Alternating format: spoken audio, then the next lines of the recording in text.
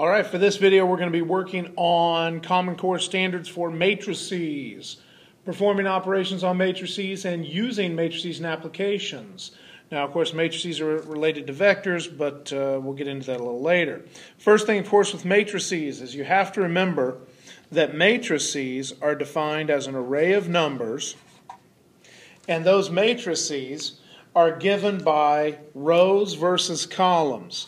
So, for example, a 2 by 3 matrix, rows, columns. So if I have a matrix here, 6, 3, 1, 5, 4, 2, you have 2 rows, 3 columns. Now, if I want to add matrices, I have to have another one that is also a 2 by 3. 6, 9, 14, negative 2, 3, and 2. If I were to try to add these together, what I need to do is I add corresponding terms. So if I have first row, first column, that's 6 plus 6 is 12. Then first row, second column. 3 plus 9 is also 12. And so on and so forth, until I have the entire matrix worked up. Now, if I wanted to do subtraction of two matrices, what I would really do is I would take my two matrices, and with a subtraction sign between them, I would suggest that you take the minus, turn it into a plus, and distribute all of the negatives within the matrix, so that therefore when you go term by term by term, you have 6, negative 6, 0, 3, negative 9, negative 6, 1, negative 14, negative 13, 5, 2 is 7, 4, negative 3 is 1, 2, negative 2 is 0. So you have all of the terms again. Now that's addition, that's subtraction, multiplication.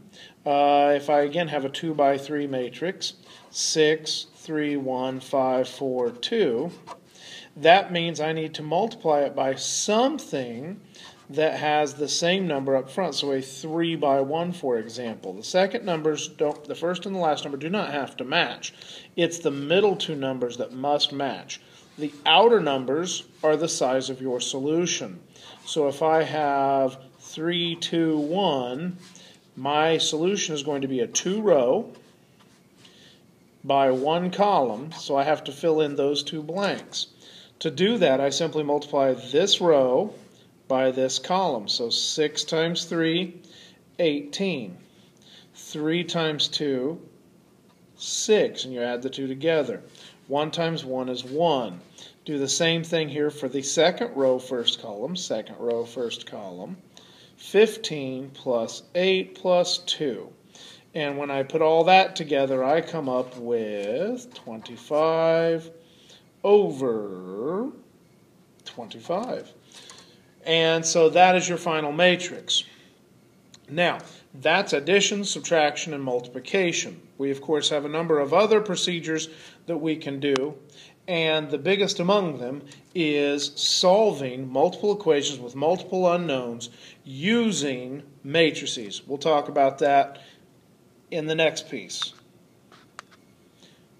Your homework for this portion of matrices are the following 3 problems: A plus B, A minus B, and A times B. Go ahead and hit pause on the video. Make sure you copy down the matrices: 3, 1, 2, 4, 5, 1, 6, 1, 3, 0, 1, 0, 3, 1, 2, 4, 5, 1, and do the 3 problems: A plus B, A minus B, and A times B. Turn that in class.